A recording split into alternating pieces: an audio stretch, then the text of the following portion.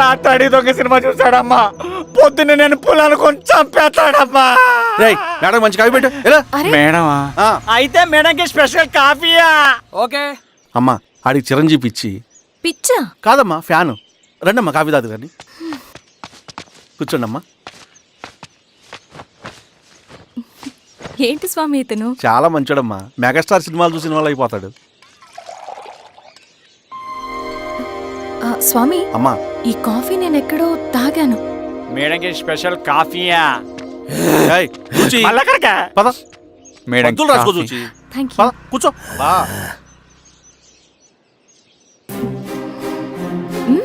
Coffee బాగుంది. ఎవరు చేశారు? మా రవణ పెట్టాడమ్మా. రవి? ఎవరు రమ్మను? రవణ మేడం పిలుస్తున్నారు.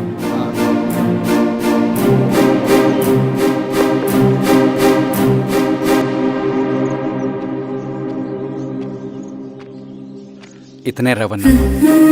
శిరీష మీరా? రవి నువ్వేంటి ఇక్కడ? కాఫీ బాగుందా? చాలా. అది కాదు రవి, నువ్వు ఇక్కడ? ఈ హోటల్ మనోల్దే. మన ఫ్రెండ్స్ అందరు బాగున్నారా? చాలా బాగున్నారు. అవును మీరేంటి ఇక్కడ? ఏమైంది అన్నా? అన్నా ఏమైందన్నా? అన్నా? లే అన్నా. స్వామి త్వరగా కారుదా. జాగ్రత్త అన్నా, త్వరగా పట్టి తీయనా. త్వరగా పోనీ.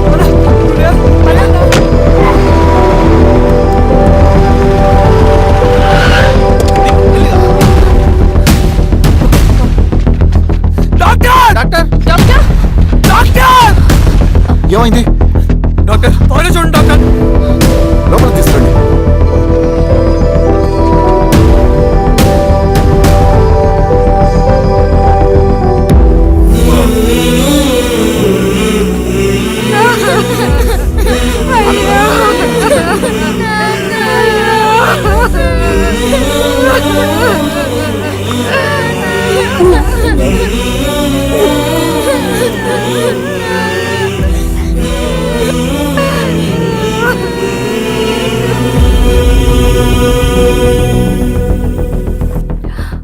ఎలా ఉంది డాక్టర్?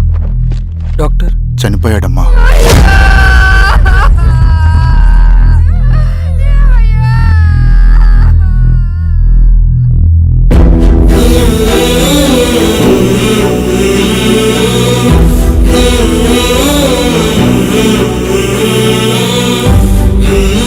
ఆ పేపర్స్ ఏంటి రవి? అతని భూమికి సంబంధించిన పేపర్స్. ఒక సంవత్సరం నుంచి ఈ పేపర్స్ పట్టుకుని ప్రతిరోజు ఎంఆర్ ఆఫీస్ చుట్టూ తిరిగేవాడు. భూమిని తాకట్టు పెట్టి అప్పు తీసుకున్న పాపానికి టైంకి వడ్డీ కట్టలేదని అప్పిచ్చిన ఆ దొర ఎంఆర్ఓ ఆఫీస్లో లంచం ఇచ్చి భూమిని తన పేరు మీద రాయించుకున్నాడు.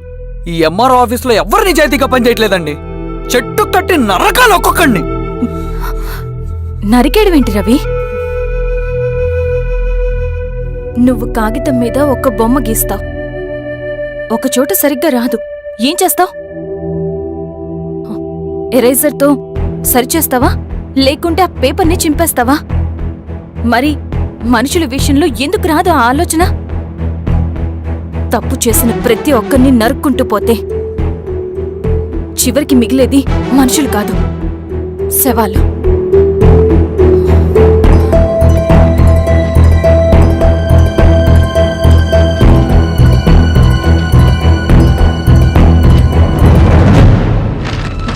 పదరవి రా.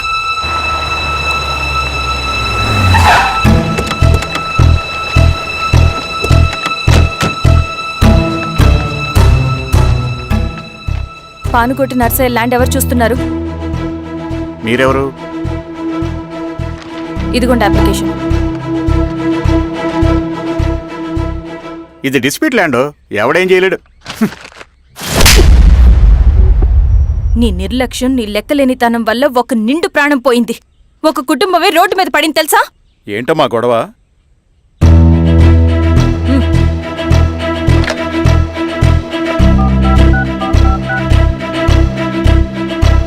Hello sir.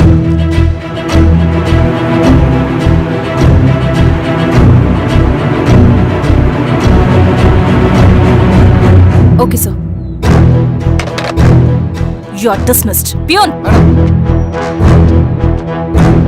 నేను ఒక పేపర్ ఇస్తాను, అది కలెక్టర్ గారికి ఫ్యాక్స్ చేయి. అలాగే మేడం. ఎవరమ్మా మీరు? ఈ ఊరికి కొత్తగా వచ్చిన ఎంఆర్ఓ.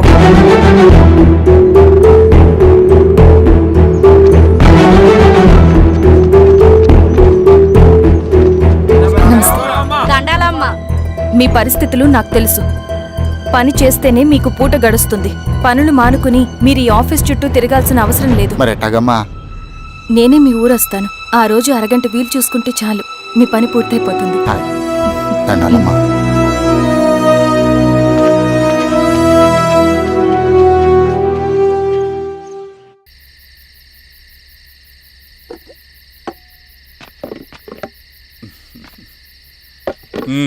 ఎంఆర్ఓ గారు, ఏంటి ఛార్జ్ తీసుకున్న మొదటి రోజే ఆఫీస్లో మీ పవర్ చూపించారట? అన్నయ్య, నువ్వు సస్పెండ్ చేసిన వ్యక్తి నా దగ్గరికి వచ్చాడమ్మా. పాపం కన్నీళ్లు పెట్టుకున్నాడు. అతడి వల్ల నష్టపోయిన ఒక వ్యక్తి నా కళ్ళ ముందే చనిపోయాడన్నయ్య. కన్నీళ్లు ఎన్నిసార్లు తుడుచుకున్నా పోతాయి, కానీ వీళ్ళ నిర్లక్ష్యంతో పేదవాళ్ల ప్రాణాలే పోతున్నాయి. అన్నయ్య, మా నూరి సమస్య పేదరికం కాదు, నక్సలిజం. నాలాంటి ప్రభుత్వ ఉద్యోగులు వాళ్ల డ్యూటీలు సక్రమంగా చేయకపోవడం వల్ల విసిగిపోయిన జనం అడవిలో వాళ్ల హెల్ప్ తీసుకుంటున్నారు. ఒక వ్యవస్థ ఇక్కడ సరిగ్గా పనిచేయనందుకే మరో వ్యవస్థ అక్కడ పుట్టింది. అందుకే నా పన్నం చేయనివ్వండి. స్నానం చేసి రండి, భోజనం చేద్దాం.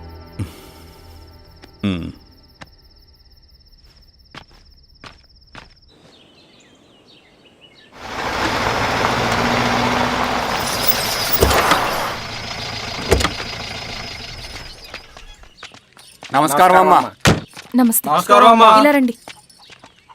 మీ ఊరు నుంచి కొందరు ఎంఆర్ఓ ఆఫీస్లో అప్లికేషన్స్ ఇచ్చారు. తను వాళ్ళ పేర్లు చెప్తారు, వాళ్ళని పిలవండి. అలాగే మేడం. వెళ్ళండి. Madam, coffee. నువ్వెప్పుడు వచ్చావు రవి? మీరు గంటకోసారి కాఫీ కావాలంటారు కదా, మాటి మాటికి వెళ్ళి రావడం ఎందుకని వచ్చేసా.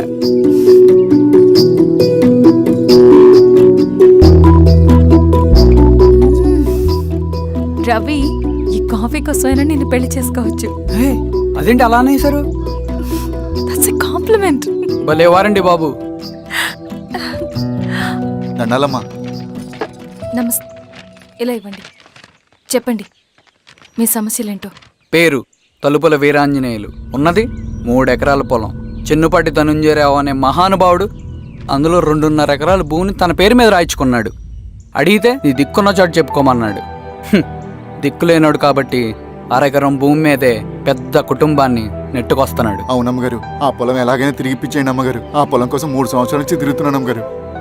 వీరబాబు, వీళ్ళందరి దగ్గర కలెక్ట్ చేసుకో. మేడం, దాదాపుగా ఇక్కడ ఉన్న వాళ్ళందరి పరిస్థితులు ఇవే. వీళ్ళ సమస్యలు పరిష్కారం కావాలంటే మాట్లాడాల్సింది వీళ్ళతో కాదు మేడం, మన ఊరి పెద్ద మనుషులతో. ఆహా.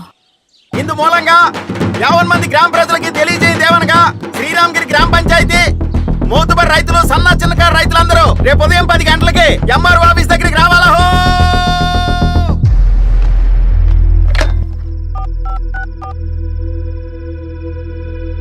హలో, ఎవరు? నమస్తే బాబాయ్, నేను ఈశ్వర్ రెడ్డి. ఎలా ఉన్నావు? బాగున్నా. చెప్పు బాబాయ్, శిరీష్ ఎంఆర్ ఆఫీస్లో భూ సమస్యల గురించి రేపు మీటింగ్ ఏర్పాటు చేసింది. ఈ విషయం మన వాళ్ళంతా ఎలా తీసుకుంటారో అర్థం కావట్లేదు. అందుకనే మీకు ఫోన్ చేశాను. శిరీష్ చెప్పింది చేయండి, అదే మనకు కలిసి వస్తుంది. సరే బాబాయ్, ఉంటాను.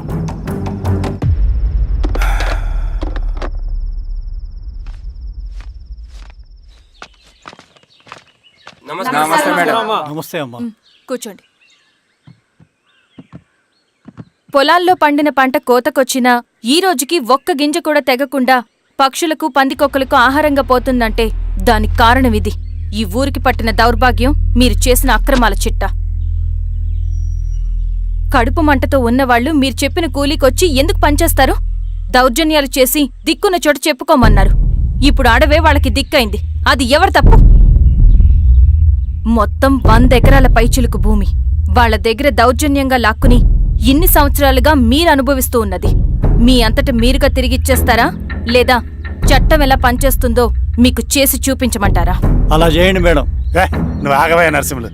ఏం చేయాలో మా ఎంఆర్ఓ గారికి బాగా తెలుసు. అట్టా కానివ్వండమ్మా. ఇస్తే మీ పొలాలు ఇవ్వండి, మా వివం. మీ పేరేంటి? సామిరెడ్డి. రూల్స్ ప్రకారం వెళ్తే మీ మొత్తం పొలం పోతుంది. కూర్చోండి. సామరెడ్డి కూర్చో.